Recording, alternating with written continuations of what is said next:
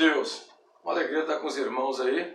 E hoje nós temos aí um desafio espiritual que nós vamos falar sobre o mistério revelado que tem a ver com a igreja. O versículo que prova que o mistério tem a ver com a igreja é o capítulo 3, versículo 6, que é interessante. Então a igreja vira o tema principal do propósito, do projeto. O que eu vou fazer? Bem, vou estar abrindo aqui agora um slide que vai mostrar qual é a trajetória da igreja como o mistério revelado na mensagem paulina, na mensagem também de João. Bem, olha que importante a gente ter essa noção aqui. A apresentação, ela vai nos mostrar algo impressionante. É uma apresentação que me deixa impressionado, porque nós temos aqui, por ser mistério, automaticamente o melhor recurso que nós temos para explicar os mistérios são aquilo que nós chamamos de sombras e tipos. O termo é mistério, sombras e tipos, revelação.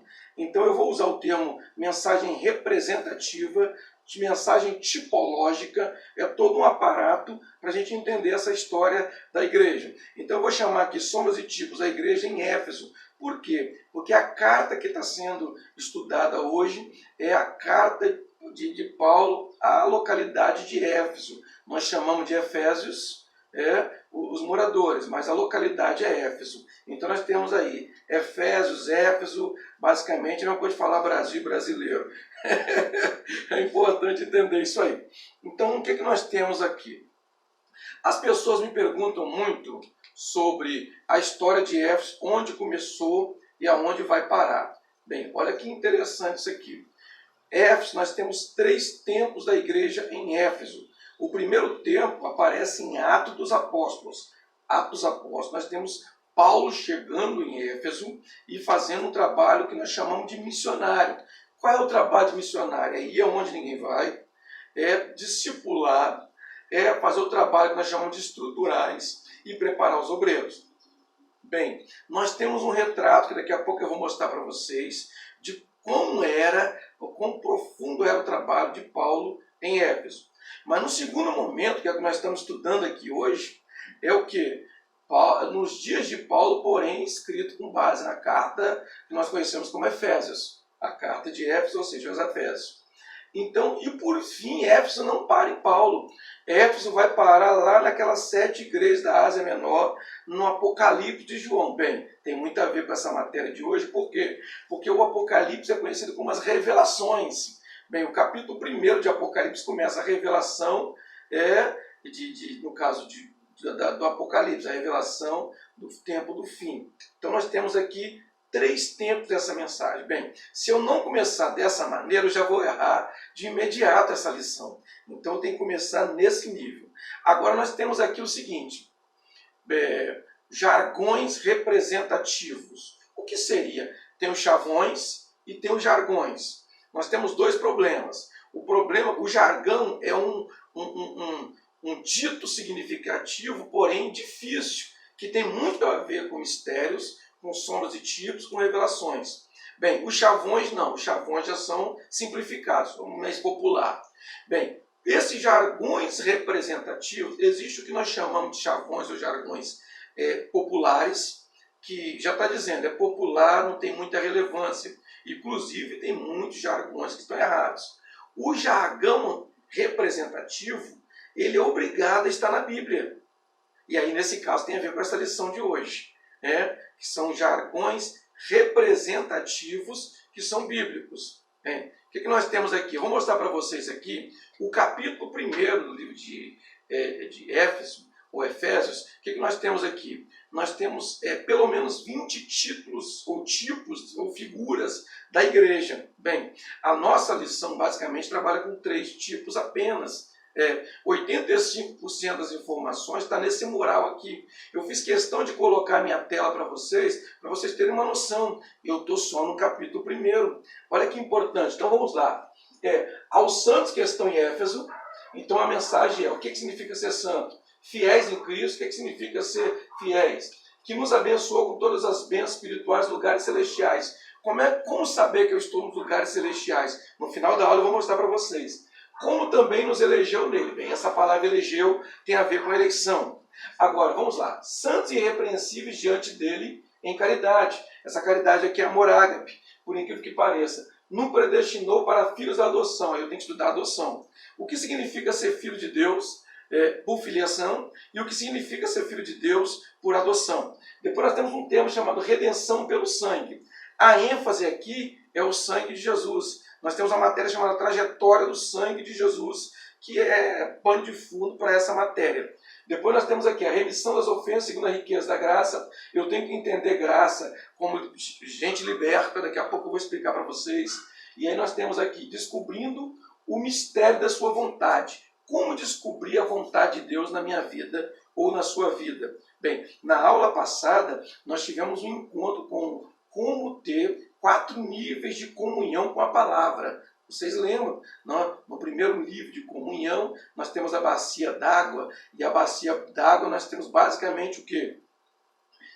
A palavra nos lavando, chegando mais avante, nós temos o quê? O ouro sendo trabalhado, um castiçal sendo feito de ouro, porém sem emenda, ou seja, com fogo e martelo. A palavra nos purificando, nos moldando. A mesa de pão, a palavra nos alimentando. E por fim nós temos aí o último nível, que é um vaso cheio de maná, que representa força para vencer deserto e mensagem revelada. Aí eu vou descobrir a vontade de Deus na minha vida. Bem, se eu tenho um talento ou se eu tenho vários talentos, se eu sou só servo ou se eu tenho ministério, se eu tenho chamadas especiais, ou se eu sou específico, tudo está dentro desse contexto aí. De tornar a congregar em Cristo todas as coisas. É importante valorizar esse termo em. Porque fiéis em Cristo, nos elegeu nele, em Cristo. Como ter certeza que eu estou em Cristo? Ou se eu estou em religion? Bem, em religion é fácil. Em Cristo já dá trabalho, porque para mim estar em Cristo eu tenho alguns valores. Eu explico hoje ainda isso. Eu estou fazendo só as aberturas dos assuntos para a gente conseguir fazer as conclusões. É como se eu estivesse abrindo aí vários itens, várias telas, para a gente começar depois a juntar o quebra-cabeça. Essa é a proposta dessa manhã. Bem, no versículo 11, assim, nele digo que fostes feito herança. Como saber que eu sou herança de Deus? Existem 2 termos aí ligados à filiação. Ou eu sou filho de Deus legítimo, para ter herança, ou eu sou filho da concubina, ou seja, filho ilegítimo que só ganha presente. Tem muita gente ganhando presente, mas perdendo herança. A nossa herança tem a ver com rua de ouro. Bem, havendo sido predestinados. O termo predestinação existe, porém a predestinação é assim, coletiva, ou seja, o joio está predestinado para queimar. Se eu tiver a característica de joio, o caldeirão é meu. Aí eu vou queimar. Se eu tiver a característica de trigo, aí eu estou predestinado para subir. Veja que não é pessoalmente ou individualmente, é coletivamente. Ou seja, quem tiver a característica da noiva prudente, entra para a festa. Quem tiver característica da noiva louca, fica de fora. Então veja, existe o termo. Aí essa coletividade explica a eleição. Eu volto nesse assunto. A fim de sermos louvor de sua glória. Bem, já que nós somos louvor de sua glória, a mensagem é, será que eu consegui ser um verdadeiro adorador? Eu coloquei no Caixa Preta 7 níveis de adoração. É importante, está no canal Caixa Preta Teologia. Os irmãos que estão acompanhando já sabem. Bem, no final nós temos aqui, para esperarmos em Cristo. O termo esperar em Cristo, o termo é expectativa, é esperar pronto. Ou seja, eu espero um acontecimento, é uma expectativa, mas eu espero pronto, preparado. Ou seja, eu espero para o futuro, mas eu estou pronto para o seu presente. Ou seja, se Deus voltar agora, eu estou pronto. Se Ele não voltar agora, eu continuo esperando pronto. Eu não vou me preparar. O termo vou me preparar é um termo perigoso. Eu vou me preparar significa que eu não estou. E aí é um problemão muito sério. Depois nós temos aqui o quê? O versículo 13, eu estou no capítulo 1, em que também vós estáis, depois que ouvides a palavra da verdade, o evangelho da salvação. Veja, qual é o mistério? O mistério é a igreja. Qual é o mistério de Cristo? O evangelho. Então qual é o mistério revelado? O mistério revelado é a igreja. em sombras e tipos, e o Evangelho, que é a revelação do próprio Cristo, que tem a ver com a salvação. Depois, e tendo neles crido, fosse selado com o Espírito da promessa. O termo selado tem a ver com o nosso material. Veja bem, tendo nele crido. Então, o selo do Espírito Santo não é o batismo com o Espírito Santo. O selo do Espírito Santo é quando eu creio. Mas eu tenho que crer com base no arrependimento. Volto nessa história. O versículo 14 diz, qual é o penhor da nossa herança e redenção? Eu tenho a palavra penhor, que é um preço pago, e aí o termo penhorar, a gente conhece bastante por causa da nossa tradição, nossa cultura. Bem, Jesus penhorou, pagou um preço, está penhorado o sangue dele. Então volta para a mensagem, trajetória do sangue, o poder do sangue. Redenção, nós vamos explicar daqui a pouco, que é a compra de um escravo, para libertar. E por fim, o versículo 15 diz que também, eu também, a fé que em vós há no Senhor. O termo fé aqui é fé pisteus, é fé com fidelidade. Lembra que eu falei que existem 16 tipos de fé. Normalmente, Éfeso trabalha com 2 tipos de fé. Trabalha fé pisteus, que é fé com fidelidade, e trabalha fé pistes, que é a observância rigorosa da verdade para colocar em prática. Bem, o que Paulo está dizendo então para Éfeso? Precisamos ser práticos. E aí ser um cristão prático dá um pouco de trabalho. Então vamos lá, somos e tipos da igreja, então nós somos de 20 níveis da igreja, nós vamos separar 3. Eleita, redimida e selada. Bem, 3 níveis que é o da proposta. A palavra igreja, tá aqui, eu coloquei no mural, tudo já em grego, né? Coloquei igreja, eclésia, eu coloquei o termo eleita, eclegomai, redimida, apolutrosis, apolutrosis, e por fim nós temos o selado, esfragizo. Então o que nós temos aqui? Nós temos algumas palavras. O termo igreja, eclésia, significa tirado para fora. Tirado para fora de quê? Bem, esse termo igreja, eclésia, vem daquele termo que quando Deus tirou o povo do Egito, aí a Bíblia diz assim, e que te tirei. A palavra hebraica é Hotzetirá. Deus está falando assim, eu te tirei do Egito. Eu Hotzetirá. Hotzetirá significa eu te tirei de uma latrina. Você já pensou? O homem sem Deus é um homem dentro de uma latrina. Jesus, que situação é essa? E a figura aqui é o Egito. Então nós temos aqui a geografia dos perdidos. Eu coloquei um lago horrível, um charco de lodo. O perdido é assim um monturo, é um monte de lixo, da latrina e outros lugares mais. Eu coloquei na internet 7 geografias do perdido. Está no canal Caixa Preta da Teologia, bem interessante. Bem, agora, Hotzetirá, tirar da latrina, tem a ver com tirar para fora, que é o significado da igreja.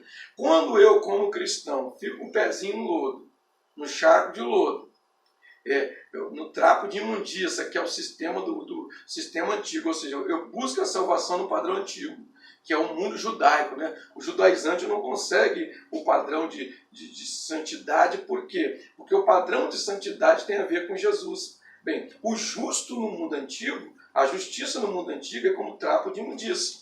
No Novo Testamento, não. Pelo sangue de Jesus, a palavra é justificação, vikaosine, significa que Deus pega o pecador e transforma ele em alguém que não pecou, ou seja, zerou, resetou, começou de novo. Olha que interessante. Essa é a proposta. Então, o que nós temos aqui? Nós temos o termo igreja. Agora, vamos lá. Todo mundo me pergunta, Moabílio, como saber se eu sou igreja ou se eu sou religion ou bad religion? Como é que eu sei que eu estou no mundo, eu estou no charco de lodo, eu estou na latrina? Como saber isso? Simples. Nós temos aqui 4 maneiras de discernir a igreja. Nós temos sombras e tipos da igreja, que tem a ver com a aula de hoje. Nós temos a igreja primitiva. Bem, quando eu estudo a igreja primitiva, eu vou fazer uma brincadeira entre o século I ao século XXI. Ou seja, o século I ao século XXI. O que nós temos aqui? E por fim nós temos a igreja nas localidades paulinas. Deixa eu contar para vocês aqui. O Novo Testamento tem 27 livros. 13 desses livros São Paulo escreveu. Nós chamamos de livros, ou cartas, ou epístolas, como faz. Mas Paulo escreveu, ou seja, praticamente a metade desses livros foram escritos por Paulo. Agora, quando o assunto é localidade ou localização, Paulo escreveu a 7 localidades. Paulo escreve a Roma, Paulo escreve a Corinto, Paulo escreve a Galácia, né? Paulo escreve a Tessalônica, a Filipos, né? A Colossos e escreve a Éfeso. Éfeso é a aula que nós estamos estudando aqui hoje. Bem, eu coloquei os meus alunos do curso online Ciências Sacras, eu mandei a apostila explicando cada uma dessas localidades e o segredo para elas. É interessante, cada um tem uma série de segredos, mas nós vamos trabalhar o segredo de Éfeso. Porque Éfeso eu tenho que estar de pé, eu tenho que ver como é que eu ando, eu tenho que ser mais do que isso, eu tenho que andar como um soldado. Bem, agora, eu tenho que andar nos valores da igreja. E aí a matéria de hoje tem a ver com isso. E por fim, eu tenho 7 igrejas do Apocalipse. Mas isso tem a ver com a nossa lição de hoje? Claro, Éfeso é a primeira carta de as 7 igrejas do Apocalipse. João escreveu a Éfeso. Inclusive, o que ele disse para o pessoal de Éfeso? Olha, lembra-te, pois, a mensagem é o seguinte: lembra-te, pois, de onde caíste, arrepende, tenho contra ti que deixaste o primeiro amor. E aí hoje ainda eu vou explicar para vocês o que significa o primeiro amor. Essa aula de hoje promete, não é brincadeira não. Essa lição parece fácil, mas não é, viu gente? Essa lição parece simples, mas não é. Vamos prosseguir. Então o que eu coloquei aqui? Eu coloquei a palavra igreja no português, eu coloquei do jeito que Jesus disse, edificarei a minha igreja, eclésia, e eu coloquei a versão hebraica da palavra igreja, que é carral. Preste bem atenção, a palavra carral explica melhor. A etimologia eu peguei lá no Fainon, que é o curso da etimologia do João Machado, tá? Que é o doutor amigão, inclusive um abração para ele. O que nós temos aqui? O carral significa um povo santo, então padrões de santidade, espírito, alma e corpo, é importante. Juntando espírito, alma e corpo, dá 30 níveis de santificação, é importante entender isso. Que atende ao chamado, eu tenho que descobrir qual é o meu chamado, se eu tenho chamado, se eu tenho só um talento, se eu sou só servo, ou se eu tenho talentos no plural, se eu tenho chamada específica, e depois, e se encontra recrutado. Recrutado pressupõe bom soldado, guerra espiritual. Eu acabei de colocar aí um material na internet, no canal Caixa Preta ainda, sobre a guerra espiritual. Vou colocar uma matéria de pelo menos 1 hora ali. Vamos lá. O que nós temos aqui? A palavra eleita, egkomai, que se encaixa nos valores. Tem muito a ver, ou seja, o que significa ser eleita? Me encaixar nos padrões. Quais são esses padrões? O que é a igreja? A noiva, a minha os olhos de Deus, jardim fechado, uma fonte selada. O que é a igreja? São o povo que saiu, né, da terra do paganismo. O que significa a igreja? O povo que saiu do Egito, o povo que anda em santidade, os vencedores do deserto, né? O povo que escapou de Sodoma e Gomorra. Então nós temos vários símbolos e tipos da igreja. Se eu me encaixo com esse padrão, eu sou o que nós chamamos de eleita. Bem, no mundo antigo existe a palavra sorte, que nós conhecemos aqui no Brasil. O que é sorte no Brasil? Sorte no Brasil, o cara vai jogar, inclusive jogos de azar é pecado, tá? Para quem gosta de botar uma fezinha, essa fezinha não é a fezinha que leva para o céu, não. Dá problema, viu? Então deixa eu contar para vocês, mas o termo no hebraico de sorte é assim, funciona da seguinte maneira, e aí eu falo que o evangelho é acultural. Quando falava lá em Israel, no mundo antigo, vamos lançar sorte, significa vamos fazer uma eleição, vamos ver quem, numa votação, quem é que pode ser líder disso ou líder daquilo. Bem, para ser tido como alguém, para ser visto, para ser votado, tinha que encaixar em padrões, em valores. Tinha que ter pré-requisitos. Bem, a palavra egkomai tem a ver com isso. Será que eu tenho pré-requisito? Será que eu estou nos valores? Será que eu estou nos padrões? O legal é que isso aí, que eu tenho que estudar os padrões da igreja para encaixar com esses padrões. Olha que importante esses valores aqui. Então, agora quando chega no Novo Testamento, lançar sorte é o jogo de azar, que é o mundo romano. Infelizmente, o Brasil veio o mundo romano e nós temos que estudar o mundo judaico. E a palavra é a mesma. Bem, ainda bem que está o termo eleito aqui, dá para explicar melhor com outra palavra, porque se for olhar em sorte vai dar um problemão, né?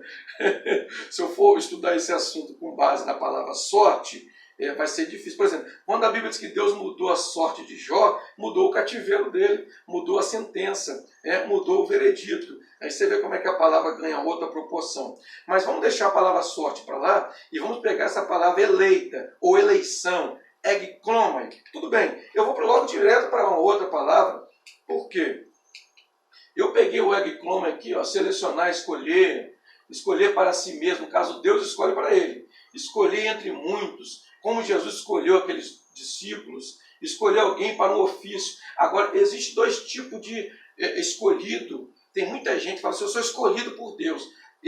Existe dois tipos de escolhido. Existe escolhido para a obra, que Deus escolhe qualquer um, inclusive escolhe às vezes até quem não presta. Agora, o escolhido para a salvação pressupõe outra coisa. Quem vai explicar isso é Mateus capítulo 13. Que o reino dos céus é semelhante a uma rede lançada ao mar que pega todo esse tipo de peixe, separa os bons nos cestos, os ruins joga fora. Ou seja, o escolhido para a salvação tem a ver com características, com valores. Peixe bom para ser salvo, peixe ruim joga fora. Ou seja, escolhido para a obra é fácil, escolhido para a salvação já não é. Então é importante saber separar. Eu sou escolhido por Deus. Escolhido é fácil, né? Você vê que o próprio Judas foi escolhido. Olha o problemão que deu. Volto em Judas no final dessa aula ainda, quando eu vou falar a diferença entre remorso e arrependimento, tá? É importante. Bem, depois nós vamos para a palavra redimida. Eu coloquei uma matéria na internet sobre o termo redimida. Mas vamos para o grego, já que nós estamos no capítulo 1, versículo 7, a palavra é apolutrosis. Engraçado que o grego aparece como se fosse dois acentos. Apolutrosis, que é difícil até de falar, que nós estamos acostumados no Brasil com um acento só. Então o que nós temos aqui? Uma libertação efetuada pelo pagamento de resgate. Quem pagou o preço? Jesus. Qual foi o preço? O teu sangue. Por isso que a Bíblia fala que o sangue de Jesus é um precioso sangue. O sangue de Jesus é maior do que o sangue de Abel. Então o que nós temos aqui? A palavra redenção. E aí eu começo a explicação. No mercado de escravos, você imagina, todo mundo está na feira, no mercado de escravo. Passa um, compra o escravo só troca de dono, mas ele continua escravo. Quando o Redentor aparece, ele simplesmente compra para libertar. E ele, inclusive, além de libertar, ele dá oportunidade. Você pode servir ao antigo dono, que não era bom. Você pode servir ao novo dono, que sou eu que comprei, mas aí vai ganhar, não como escravo, mas recebendo recompensa, recebendo salário, ou recebendo galardão, tem a ver mais com o evangelho. E agora veja bem, e o camarada podia fazer, não sou escravo de ninguém. Mas aí nós temos uma lei. Qual é a lei? Jesus diz que aquele que comete pecado é escravo do pecado. E uma vez que eu vivo em pecado, eu cometo pecado, eu viro escravo do diabo. Ou seja, ou eu sou um servo de Cristo, por decisão própria, que é aquilo que nós chamamos de livre-arbítrio, ou eu vou ser servo do diabo abertamente, ou eu vou acabar sendo servo do pecado e automaticamente servo do diabo por tabela. Então é interessante essa matéria aqui. Eu coloquei, para quem tiver mais interesse, eu coloquei na internet o Redentor que Vive, está no canal Caixa Preta. E aí eu coloquei o hebraico, está aqui na tela. Gaal, hebraico, G-A-A-L, Gaal, redimir, agir como parente resgatador. Aí nós temos a história do resgate e tal. É bem interessante mesmo. É o parente remidor, que é o símbolo de Jesus no livro de Ruth. Tem gente que fala que Deus não aparece no livro de Ruth. Quando foi feito aquele resgate, já era Deus escondido. Nós chamamos de teofania, a manifestação de Deus escondido. É importante entender essa matéria aí. Bem, vamos voltar na palavra polutrosis, que vem de lutron. Lutrosis, lutron, preço da redenção. Qual foi o preço? Jesus na cruz. Qual foi o preço? Sangue. Pago pelos escravos, os cativos, resgate da vida e libertação da miséria e da penalidade dos seus pecados. Então essa palavra tem muito a ver com Jesus. Jesus poderia ter descido da cruz? Poderia. Por que ele não desceu? Porque ele estava fazendo uma grande obra. Se ele tivesse descido, salvaria ninguém. Graças a Deus que ele não desceu. E quando ele não desceu, automaticamente ele consegue salvar toda a humanidade. Isso é importante. Então o que nós temos aqui hoje? Nós temos um livro de Efésios sendo desvendado. Veja que o assunto que está no capítulo 3, ele está supervalorizado no capítulo 1. Inclusive é até melhor estudar esses 3 níveis da igreja no capítulo 1 do que no capítulo 3. Eu tenho um segredinho no capítulo 3 lá. Bem, mas a palavra redenção, o que tem a ver com a igreja de hoje? Olha esse texto de Lucas 21, versículo 28.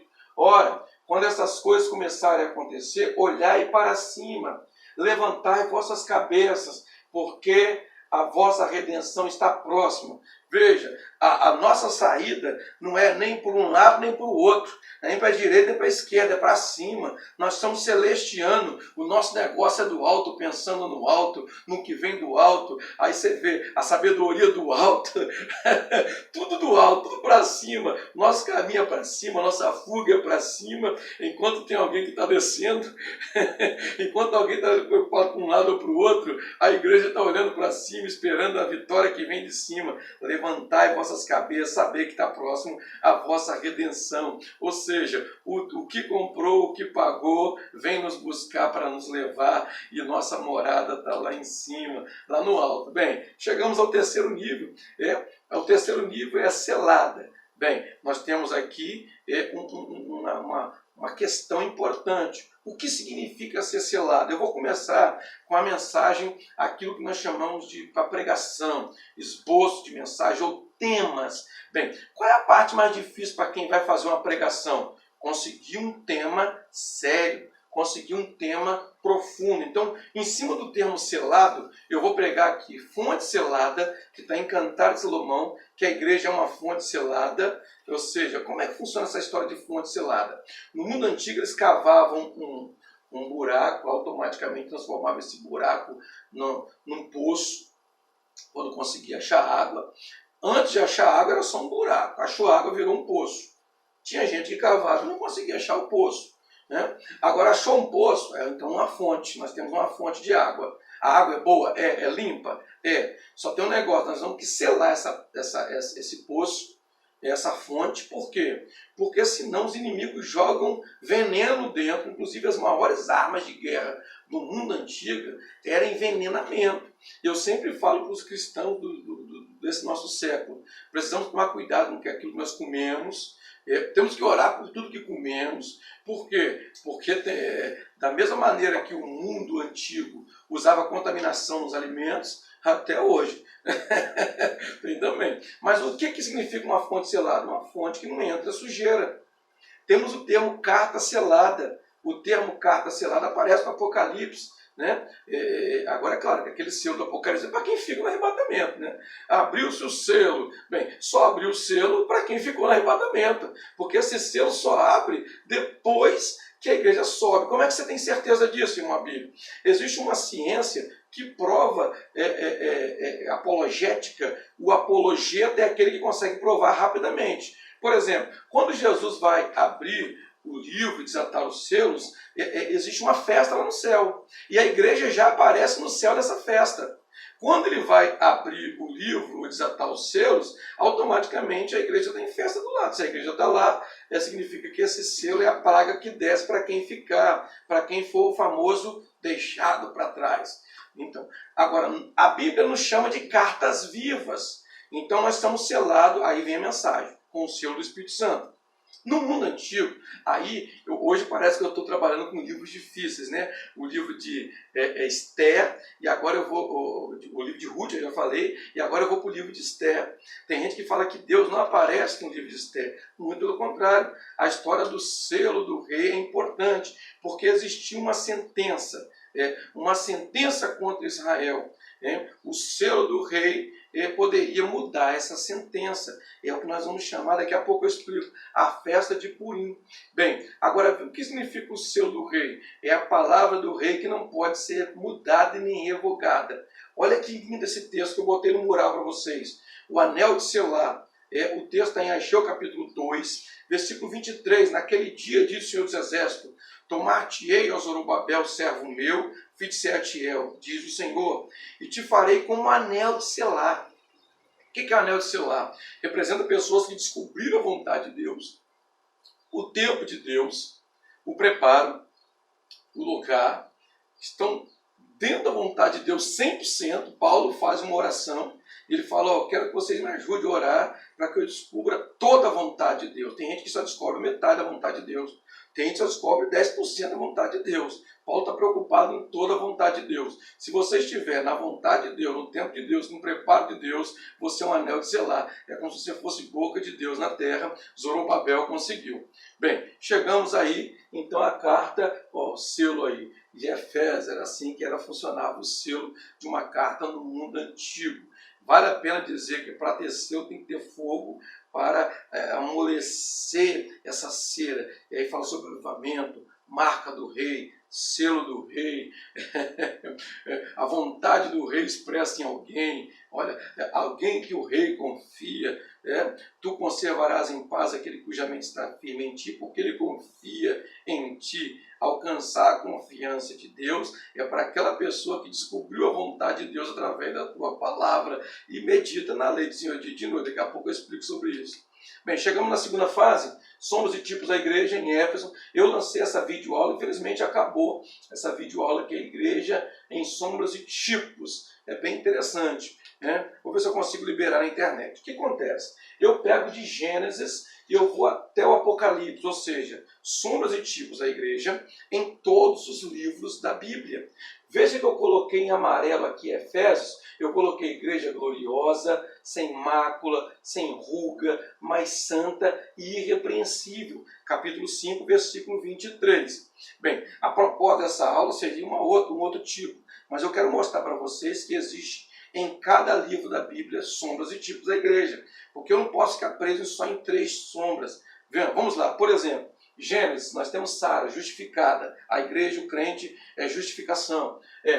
Êxodo, moradores de Gósen, o povo que estava onde tinha a marca do sangue do cordeiro. A praga vinha em tudo quanto é lugar, a ira vinha em tudo quanto é lugar. Mas onde tinha a marca do sangue do cordeiro, a praga não chegava, a maldição não chegava, a ira não chegava. Quem tiver a marca do sangue está feito. O povo que é bom de festa, eu descobri que o povo de Deus é bom de festa. Lá no mundo cada um vai para a festa.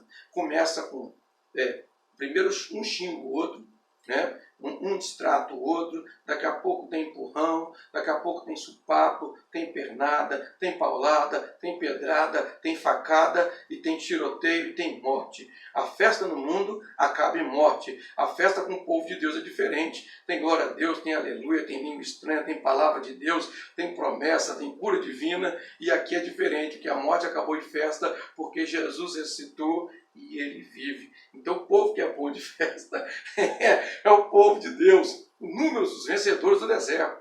Bem, a igreja vai subir do deserto, Cantares 3,6, ou seja, os vencedores do deserto, o exército de Deus. Bem, nós estamos na milícia, bem, nós temos uma guerra espiritual, nós temos, o Senhor passa em revista o exército para a guerra, nós somos os soldados, e bons soldados de Cristo, temos toda a armadura, então o exército de Deus representa a igreja. O povo da conquista. Nós temos que conquistar os lugares que não tem o evangelho, temos que conquistar o céu através de boa busca. Então o povo da conquista também representa a igreja. Os 300 de Leão, é importante, o povo que vence o medo, o povo que tem cântaro vazio, mas tem tocha acesa, olha que importante, tem trombeta. Ruth, o povo da seara, Jesus é o Senhor da seara, o povo da seara representa a igreja. As Anas são pessoas que estão na terra. O que Ana fez?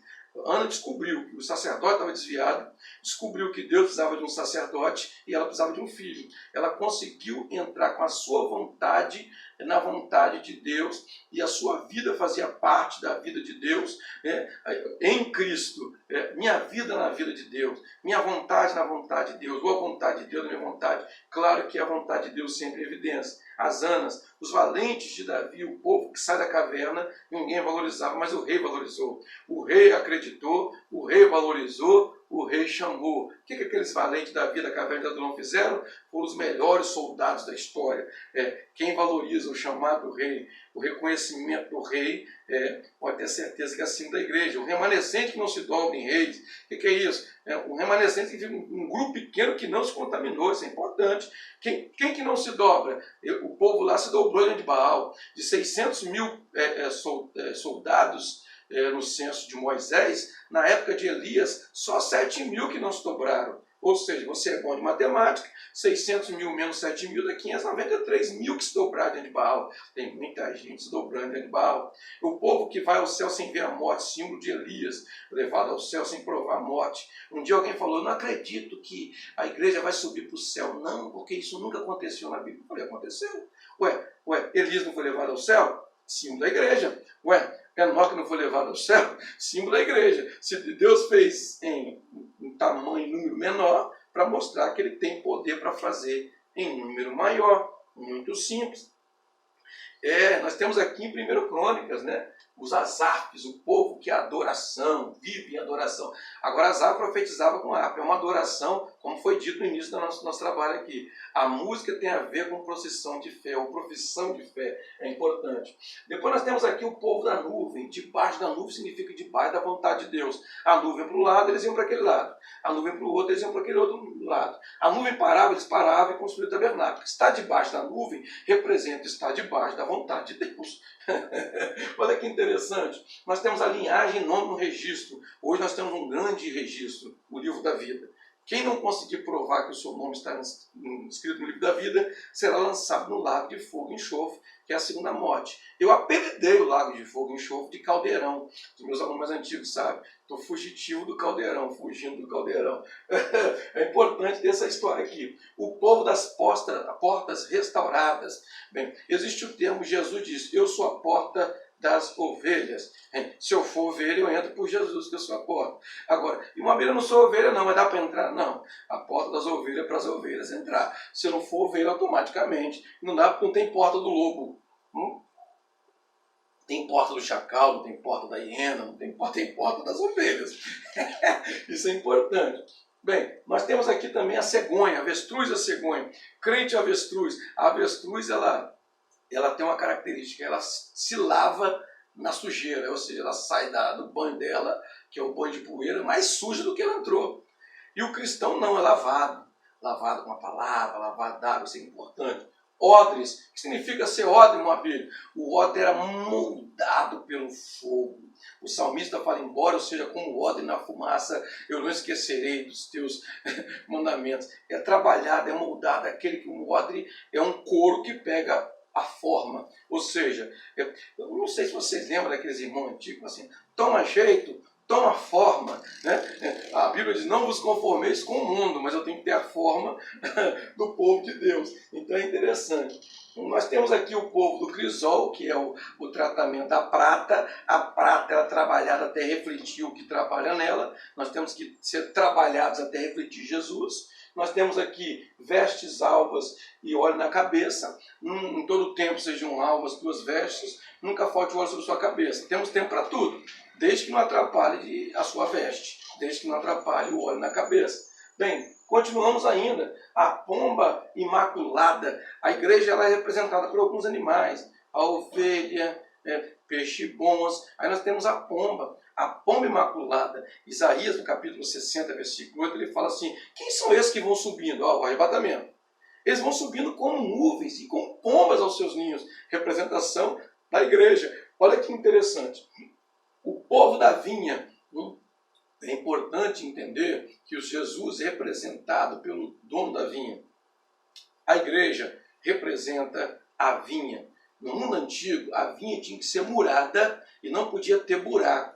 Quando o muro tinha buraco, entravam as raposas e raposinha, que prejudicava a vinha. Ou seja, cuidado com as brechas pequenas. Não pode ter brecha pequena, senão a raposinha entra.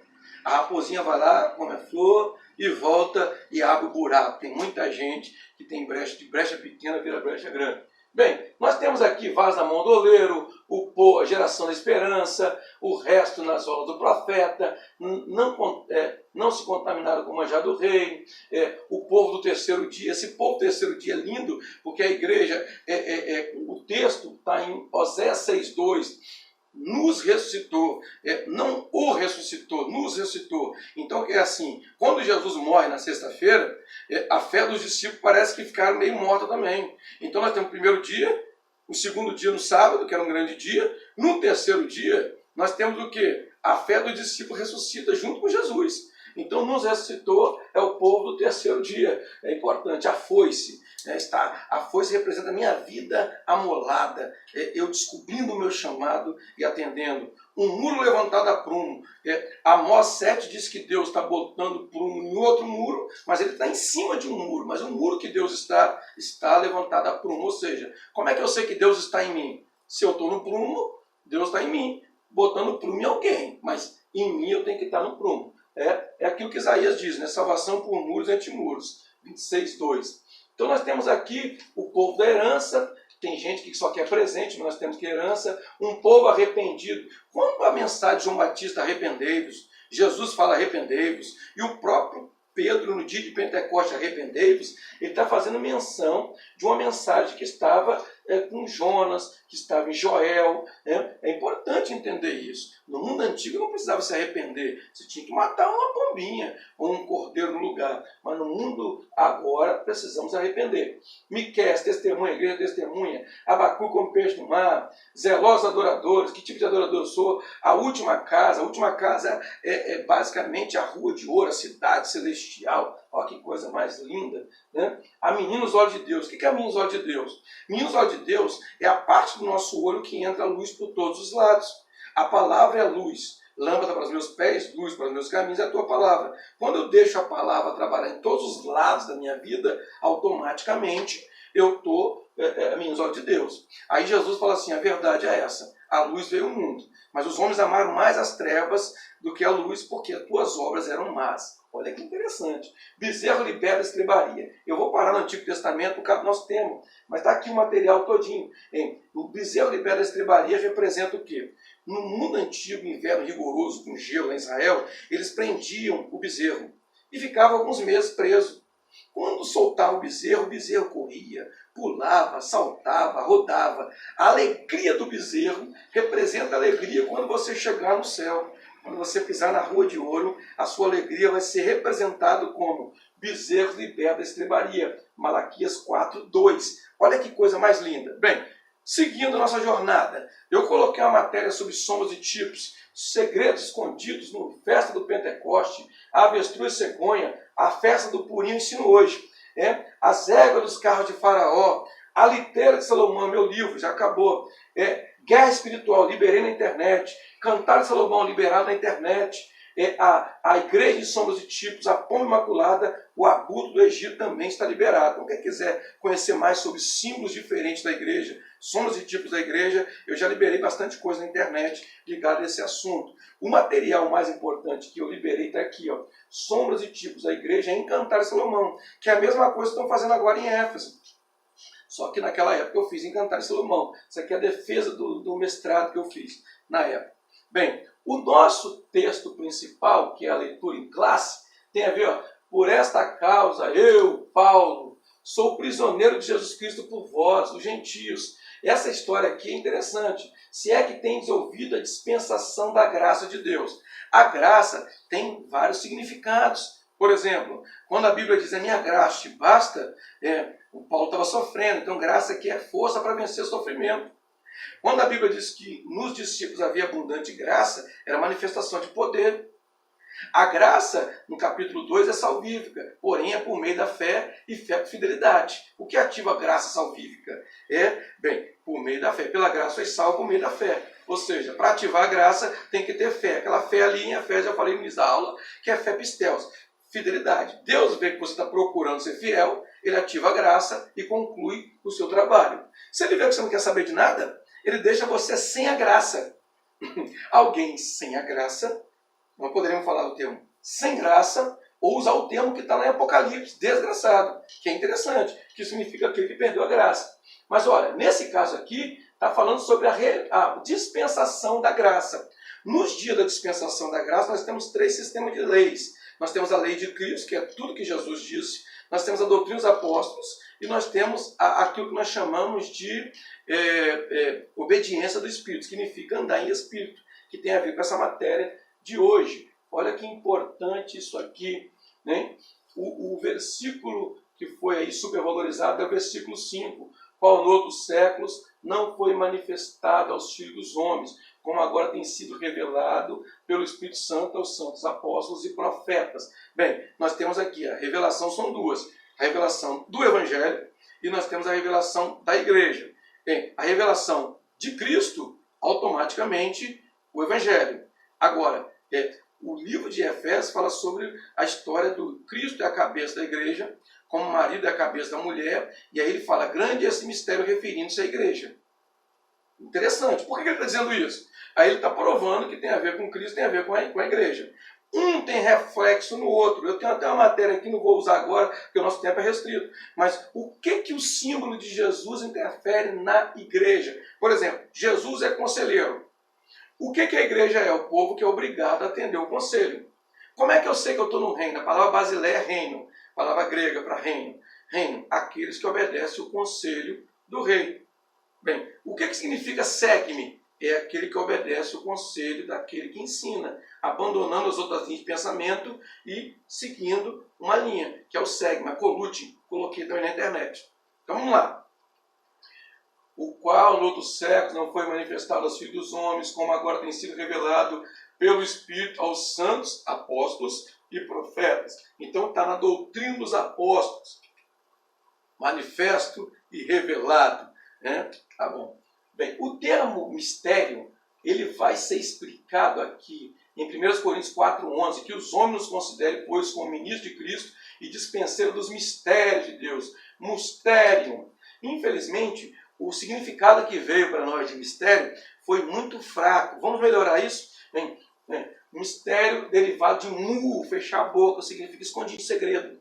Algo escondido, secreto, mistério. Geralmente mistérios, segredos religiosos confiados a instruídos e não a meros mortais. Veja, quem vai entender primeiro são os instruídos.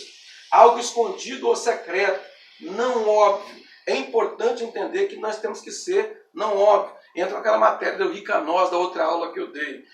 Fator surpresa, algo escondido. A continuação do mu, que significa fechar a boca, é algo escondido, secreto, mistério. Pode ser no mundo rabínico que é alguma coisa escondida. Nesse caso eu não vou defender, mas o que eu mostrei aqui é o sonho. O termo sonho representa um segredo. Quando a Bíblia diz aquele que tem o sonho, conte o sonho, não é o que você sonhou ontem. São segredos bíblicos espirituais. Olha que interessante, mistérios. Sombras e tipos da Bíblia. Então vamos lá. Primeira maneira de entender os segredos, os mistérios, a revelação, sombras e tipos. Né? Tem os sombras e tipos da lei. Vou explicar agora para vocês. O revelar da profecia, que é o que o comentarista supervalorizou. O histórico representativo. Esse histórico representativo é a parte mais importante da nossa aula de hoje. Então vamos lá para começar a trabalhar, para começar a fechar a nossa proposta. Então eu vou voltar em Éfeso, em sombras e tipos. O que nós temos aqui? A primeira recomendação bíblica é para estar de pé. Para uma geração de prostrados, caídos, assentados, deitados, dormentes e mortos. Aquele que acha estar de pé, cuide para que não caia. 1 Coríntios capítulo 10, versículo 12. Aquele que acha, em outra tradução está aquele que cuida. A palavra grega é dokel. Botei até a bizantina aqui, que é a Bíblia grega mais antiga do mundo. Mas a palavra doc significa o quê? Vem de doco, opinião, modo de pensar, supor, parecer, reputação, parecer, penso, julgo, agradou a mim e eu determinei. Quer dizer, aquele que pega todas as informações e monta uma opinião. Agora veja, essa opinião não é senso comum. Essa opinião é a partir de uma pesquisa. Isso é importante. Vamos prosseguir? Aí nós temos as palavras que estão dentro de dóquio. Dóquio, geomai, nomizo, oiomai e pano. Bem, dóquio refere a julgamento subjetivo, ou não adequar-se ao fato. Pano refere-se a uma aparência externa, geralmente correta, mas possível ser enganador. Veja, o pano pode enganar. Então eu tenho que tomar muito cuidado. Por exemplo, os judeus, Jesus veio, tinha 1000 textos falando sobre Jesus, e o que eles entendiam de Jesus simplesmente era outra coisa. Então, já que eles estavam em paino, ou seja, eles tinham um parecer fraco, eles perderam Jesus. Tem muita gente perdendo a Jesus porque erraram a teologia. Se eu errar a teologia, eu perco a Jesus. Bem, eu vou simplificar e vou passar direto. Aí depois, estáis firme. Depois que você tem certezas, você tem que ficar firme naquilo. Bem, a palavra é histeme. Histeme, que vem de stal, ficar de pé, colocar de pé, ordenar, levantar perante o juiz, ou seja, se preparar para o julgamento, manter-se firme. Se eu tiver assim, eu faço parte da família. Estou simplificando, vamos correr. Depois, olhar. A Bíblia diz o seguinte, que primeiro eu tenho que olhar, para que manter, meu filho, eu tenho que estar de olho, eu tenho que estar apercebido. A palavra é blepo. Blepo significa discernir através do órgão da visão, olho do corpo, visão, poder de ver, perceber pelos olhos, olhar para avistar, olhar para considerar, perceber pelos sentidos, sentir, descobrir pelo uso ou experiência, os olhos da mente. O que significa olhar com os olhos da mente? Meditar. E aí tem muita gente meditando na vida dos outros, meditando nos problemas, meditando nas crises, meditando isso, nos escândalos. Mas eu tenho que meditar na leitezinha de dia e de noite. Bem, blepo. Agora, olha que interessante. Olhar, a variante de blepo, eu estou usando uma ciência aqui chamada verbetes, tá? A variante de olhar é oral e escopel. A palavra oral significa, que nós conhecemos aqui no Brasil como horário, ou seja, se eu tenho que estar no tempo de Deus, automaticamente eu consigo chegar até os valores espirituais. Então veja bem, quem não está no tempo de Deus pode perder muita revelação. Por isso que a Bíblia diz que o segredo de Deus está com os teus justos. Ou seja, se você luta para ser justo, você descobre o segredo. Né? E Jesus diz assim, graças te dou, Pai, porque ocultaste essas coisas aos sábios entendidos e revelaste aos pequeninos. Se eu for pequenino, Deus vai me revelar essas coisas. E se eu for só sábio entendido, eu estou no vento, porque existem vários tipos de sabedoria, inclusive uma terrena, animal e diabólica, que não resolve nada. Bom, mas cuide para que não caia. Preste bem atenção, eu fiz questão de pegar essa palavra caia no grego, que é pípito, porque significa, dentre outros significados, significa cair entre ladrões. Uma outra palavra significa cadáver, cair morto, né? Cair perdido. E essa história é interessante. Vamos prosseguir. Veja como andai. Nós estamos aqui no capítulo 2. Olha que interessante, hein? No outro tempo andai segundo o curso do mundo. Né? Então, eu tenho que tomar muito cuidado de não andar segundo o mundo. 2:3. Andavam nos desejos da vossa carne.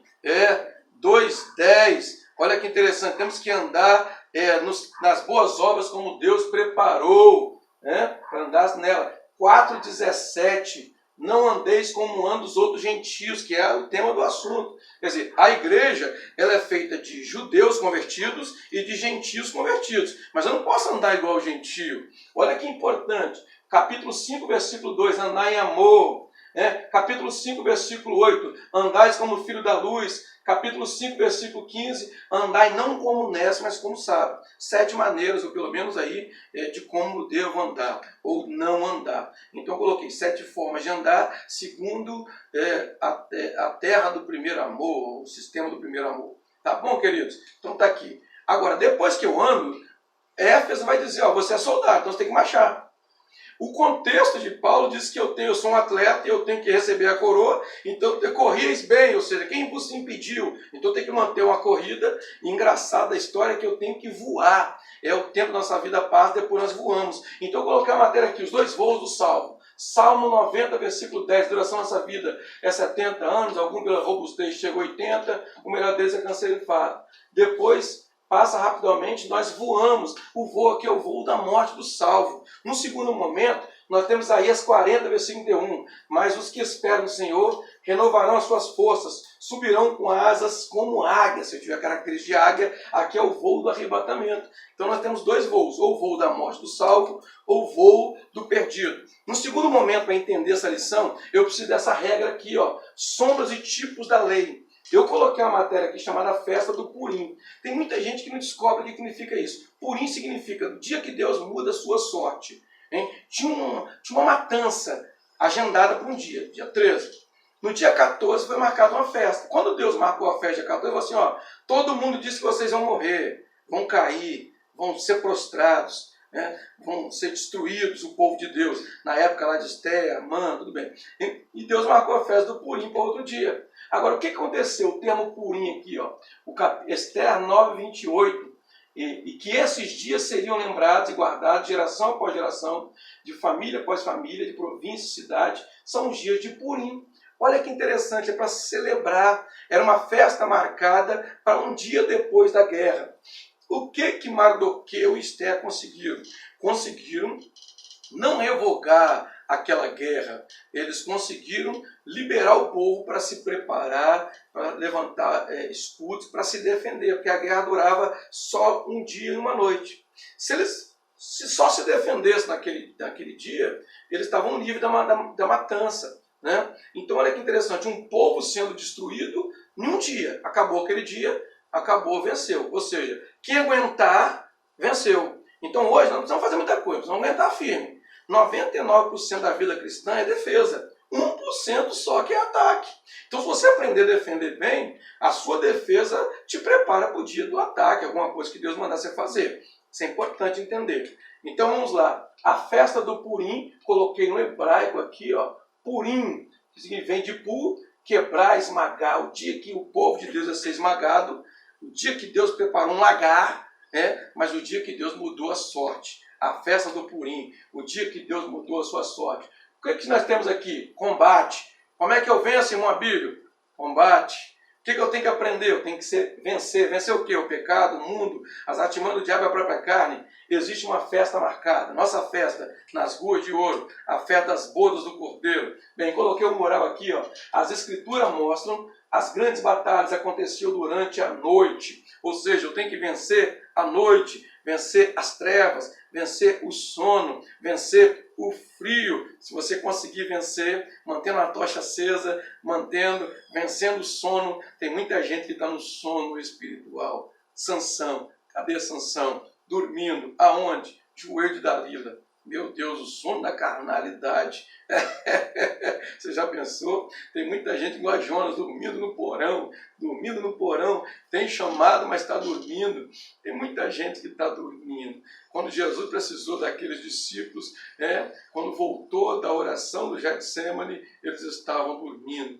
Gente que Jesus não pode contar na hora que ele mais precisa. Bem, de forma que os grandes valentes são os que vencem os pavores noturnos. Cantar de Salomão, a tropa do rei tinha que estar pronto com a espada cinta por causa dos pavores noturnos. Tá bom? Então nós temos aqui. A nossa lição supervalorizou o quê? O Adão, o Abraão, Moisés, Isaías, a profecia messiânica e a profecia de salvação, gentios convertidos. Porque o judeu acreditava, nós somos salvos. E agora apareceu no meio da mensagem dos profetas um outro grupo de salvos. Que grupo é esse? Bem, o grupo dos... um grupo que ninguém sabia. Aí quando Jesus chega, que ele responde ao centurião romano, quando Jesus chega e consegue falar que tem bom samaritano, quando Jesus chega e dá oportunidade de salvação à mulher samaritana, e a mulher samaritana volta com a cidade inteira. Engraçado que os discípulos voltaram com nada. A mulher samaritana volta com a cidade inteira. Tem gente assim, gente que tem nome, mas não faz nada. E outro que não tem nome e faz tudo. Mas o que nós temos aqui? Nós temos Jesus quebrando um paradigma, construindo uma novidade. E essas boas novas têm a ver com o mistério revelado, que é o Evangelho. Hein? Então nós temos aqui o histórico representativo. E agora eu chego no cerne da nossa aula. Por quê? Porque o mundo antigo tinha escravidão. Tem gente que fala mal de Israel, mas Israel é a única nação que tinha um sistema de libertação dos escravos. Por exemplo, se no mercado de escravos passasse um grego, o escravo ficava escravo até o último dia da morte dele. Se passasse um babilônico e comprasse um escravo, o escravo continua escravo até o último dia da sua vida. Agora, se passasse um judeu, não. Ele ia ser escravo só 6 anos, nos 7º ano ia ser livre. O único povo que tinha um sistema de libertação dos escravos era o povo judeu. Agora, o termo escravo, Jesus explica no capítulo 8, versículo 34, que aquele que comete pecado é escravo do pecado. E aí nós temos um problema. Então, a mensagem de hoje é redenção. Eu já mostrei no grego, no hebraico. O que é redenção? Um homem de posses, ele vai até o mercado de escravos e fala, eu vou comprar todos os escravos. Para ser seu escravo? Não. Para ser livre. Ele comprava e libertava, ia embora. E falava, olha, quem pegar a minha marca, na volta eu levo para mim. Ou seja, Jesus comprou, pagou o preço e libertou. Quem valorizar o preço pago, o sacrifício, Jesus volta e leva. Mas tem um pré-requisito para ele levar. Tem que ter a marca. Aí Paulo fala, ninguém me inquiete, que eu trago em meu corpo as marcas de Cristo. Aí entra o termo selo. O selo, normalmente, era uma da marca do seu Senhor. Uma das marcas, não estou falando que é a única. Não vou nem entrar no assunto, porque existem vários tipos de marcas. Mas, basicamente, o selo é uma das marcas. Olha que importante. Tudo bem. Agora, aquele servo que poderia voltar, ou depois de ser liberto, ele poderia também trabalhar para o seu senhor? Poderia. Mas aí o que ele ia ser chamado? Servo de orelhas furadas. Ele serviu porque quer. Aí entra a explicação do livre-arbítrio. Eu sirvo porque eu quero.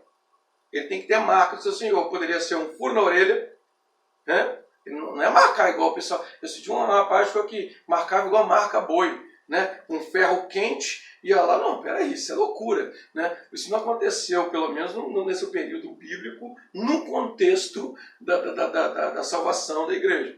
Bem, agora tinha uma lei que está em Êxodo, parece que é o capítulo 19, que explica o quê? Se a escrava casar com o filho do seu senhor, recebe todos os direitos de filho. Aí entra a matéria de hoje, a adoção de filhos. Então vamos lá. Jesus pagou o preço. Ele é o Redentor.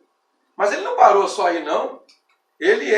A igreja agora foi livre, e a igreja agora virou escrava livre que serve o que quer. Só que ele, além de ser o libertador da escrava, como a igreja é escrava, ele simplesmente agora ele é o noivo, a igreja é a noiva.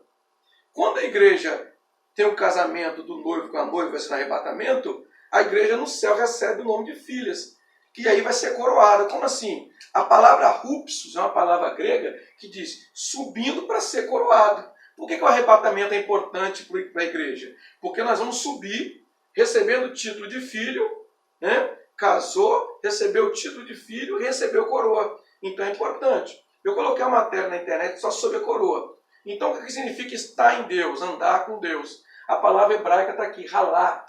Ir, andar, prosseguir, mover, maneira de viver, guiar, trazer, levar embora, carregar, né? Tem uma palavra que é interessante, significa andar em redor, quer dizer, conhecer Deus por vários anos. Mas o termo carregar e faz sobre o que o crente tem que carregar. As cargas uns dos outros, carregar o jugo, o fardo, carregar a cruz. Então nós temos algumas coisas, carregando a arca, carregando o rei, a liteira. Então é importante, é interessante. As considerações finais começam agora com o Evangelho. Essa aqui é uma apostila que eu mandei para os meus alunos do curso online, que é o Evangelho. É importante a explicação, que, afinal, o que seria o Evangelho? Tá? Então é importante o Evangelho, que é a mensagem de Cristo. Como ter certeza que eu estou em Cristo? Eu tenho que ter arrependimento. Existe uma palavra chamada sozo. Salvação não chega no Brasil, quase ninguém explica isso. Salvação, a palavra grega mais avançada, é sozo. As pessoas usam soteria, mas soteria não chega a sozo. Sozo é maior do que soteria. O sozo contém soteria, mas é maior do que soteria. Então, o que é sozo? É estar tratado, são, sem doença alguma. Bem, se vós estiveres em mim, minhas palavras estiverem em vós, a palavra em mim, eu estou em Cristo. Então veja bem, o que eu tenho que ter para estar em Cristo? Arrependimento, tem que estar tratado e tem que estar com a palavra em mim. E vida de cruz. São 4 respostas para quem quer ter certeza que está em Cristo e não em religião. Vamos comigo? Olha o que nós temos aqui. A palavra arrependimento é a primeira.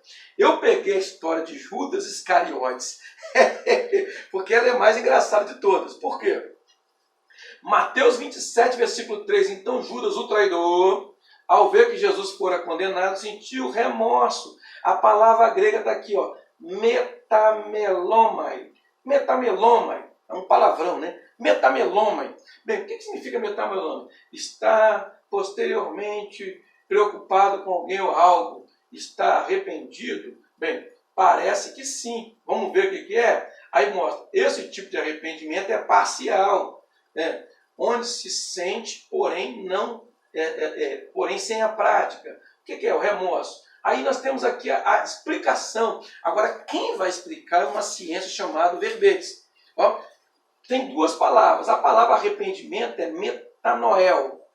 E a palavra remorso é metamelomai. Bem, qual é a distinção? Vamos lá? A distinção feita é metamelomai refere-se a uma mudança emocional. Quer dizer, sentiu que fez besteira. Sentiu que no final não vai ser bom. Agora, metanel, uma mudança de escolha, uma mudança prática, uma mudança que tem força. Agora, vamos voltar aqui. Metameloma significa nada mais que um pesar equivalente a remorso. O que o grego, o mundo dos originais, está dizendo? Ó, o Judas, ele não teve o arrependimento que precisa para ser salvo. Porque o que precisa é metanoel. Ele teve um arrependimento parcial, ele sentiu tristeza. E a continuação é o quê? Metanoel, aquela reversão de propósito moral, conhecida como arrependimento. Esta distinção parece não manter-se pelo uso, contudo, metanoel é o termo mais completo e mais nobre e expressivo. Tudo bem. O finalzinho, então, Satanás entrou em Judas, chamado Iscariotes. Se eu não tiver metanoel, Satanás pode entrar em mim. Esse é o problema. Então tem gente que está em Cristo e tem gente que está em Dema. Satanás entrou nele porque não está arrependido. O arrependimento fala bem. Bem, eu não vou explicar com detalhes, porque o nosso tempo é curto, mas nós temos o quê? Tratamento, sistema de tratamento, a palavra Xanã hebraica, é uma incisão, uma intervenção cirúrgica e é feita pela palavra, ensino, agora tem que ser ensino nível 3, tá? Agora, o que nós temos aqui? A celguia, a epidemia, o colírio para que veja, 5 loucas, a lepra da graça, psicopatia, a gangrena, o rato e a peste pneumônica. O que é isso, meu amigo? Isso aqui significa doenças possíveis na vida cristã. Por exemplo, a palavra lascívia, na nossa tradução é terrível, né? Vem de solução. Que tradução? Nesse caso, nesse assunto mal feito. Tinha que ter lascívia. Né? A lascívia é eu ficar vendo nudez, ou mostrar nudez, ou ser sensual. Isso é perigoso. Claro que a lascívia ela cresce 5 vezes. Depois vem o termo epidemia. Epidemia é aquela história da fonte selada. Quando você, por exemplo, uma pessoa que é rabugenta, uma pessoa, o termo, tinha um rapaz no mundo antigo, na época de Josué, lá naquela derrota de Ai, Acã, significa perturbado. Uma pessoa perturbada perturba todo mundo que está em volta. Ou seja, é uma epidemia. Se você chega num lugar que tem um rabugento, encrenqueiro, perturbado, a palavra Acã significa perturbado, que perturba os outros, ele é perturbado para si próprio internamente e perturba quem está em volta. Né? A etimologia eu não quero nem falar, porque é carnal, sensual, anti-espiritual, isso é violento. Depois nós temos colírio para que veja, significa que tem gente com olho ruim. Né? Olhos, o Pedro vai falar sobre olhos cheios de adultério. Né? Jesus falou, seu olho foi mau, seu corpo será trevas. Né? Eu brinco chamado o olho do abutre. Né? O olho do abutre na matéria, lá, abutre do Egito. Né? 5 eram loucas. Ai, esse dia eu fui pregar no evento, o pessoal falou assim, todo mundo aqui está dividido em 2, ou louca ou prudente. Eu falei, não, tem gente que nem louca é. Porque a louca pelo menos esperava Jesus. Tem gente esperando outra coisa. Né? A louca pelo menos estava ali, vestido de noiva. Né? Então veja bem, tem gente que nem louca é. Então é interessante essa história. Agora eu estou defendendo a louca. A louca também fica para trás. Né? Tem que ser a prudente. Né? Tem que ser preparada. A lepra no mundo antigo era o sistema que representava o pecado. Então o que nós temos aqui? Nós temos a história da graça e da lepra e da graça. A graça é o tratamento da lepra. O camarada era leproso. E, glória a Deus. Isso. Tem que ver quantos minutos está faltando. Acho que está faltando nenhum. Olha que importante. Nós temos a lepra e a graça. A graça e a lepra. Então, o tratamento. Tem gente que entende graça só como um significado de favor.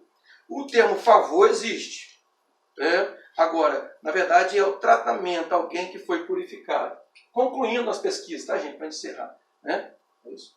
Se vós estiveres em mim e as minhas palavras estiverem em vós, pedirei tudo e serás feito. O que é a palavra em mim e eu em vós? Bem, eu falei para os irmãos que tem 4 níveis de conhecimento ou 4 níveis de entendimento bíblico. Prestem bem atenção. Eu falei que a palavra primeiro é a bacia de bronze que me lava. Eu falei que a palavra depois ela me molda. Depois eu falei sobre a palavra que me alimenta. E por fim a palavra é comunhão com a revelação para vencer deserto. Então o que é a palavra em voz? É isso aí, é meditando na lei do Senhor de dia e de noite.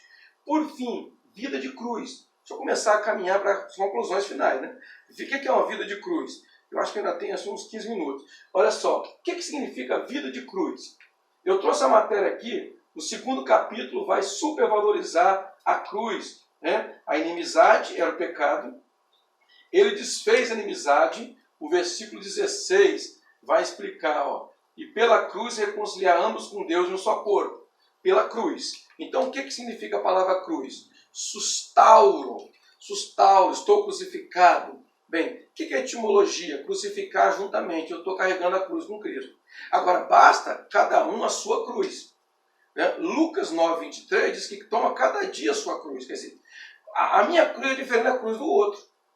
A minha cruz é diferente da cruz do outro rapaz. Um veio do mundo cheio de problema. De repente o outro nasceu, entre aspas, no Evangelho. Na verdade, o Evangelho tem que nascer na pessoa. Mas nasceu no Evangelho e está mais fácil servir a Deus, porque não acumulou muitas situações. Então a cruz é diferente uma da outra, mas tem que carregar a cruz.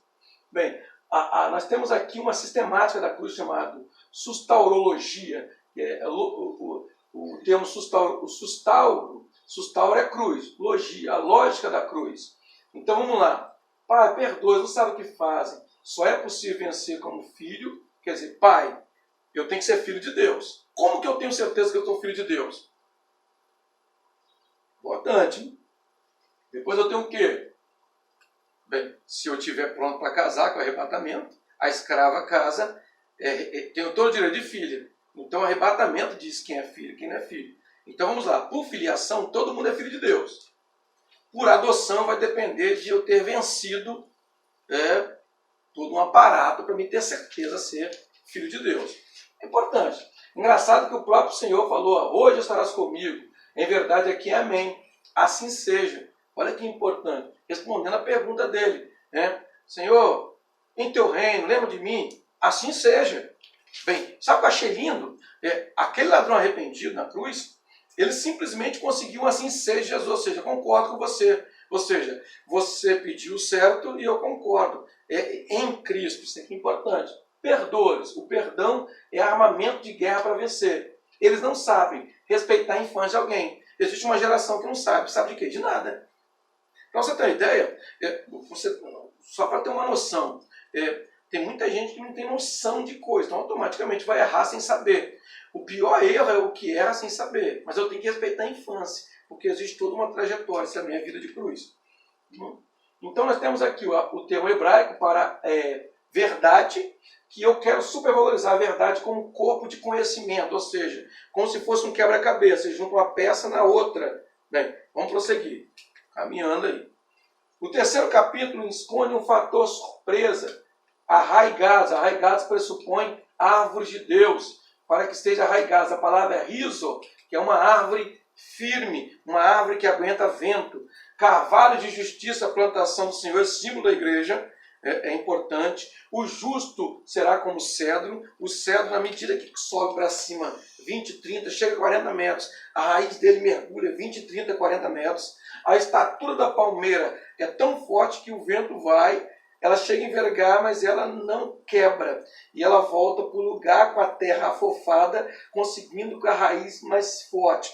E a madeira de gofre é a madeira usada na arca de Noé. Então, olha aqui, ó. Nós temos aqui, essa matéria aqui, é a matéria que eu mandei para os meus alunos lá na África, né? Que é sombras e tipos da igreja. A arca é a escora. Existe na construção de uma embarcação um sistema de escora para segurar o peso e evitar que o esqueleto do barco tombe. Essas escoras não precisam ser de madeira boa, as escoras. Porém, a arca tinha que ser feita de madeira de gofre, madeira de lei.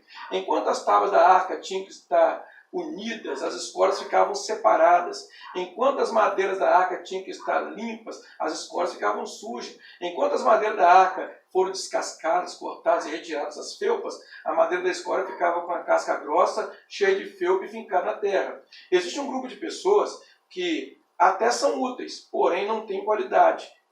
Casca grossa, cheio de felpa, é o crente brigão, sua vida suja, cheia de pecados, são fincados na terra, terreno, carnal, só pensa nas coisas terrestres. É invisível, mas é real. Na hora do dilúvio, as águas subiram em embarcação, representa o arrebatamento, a igreja vai subir.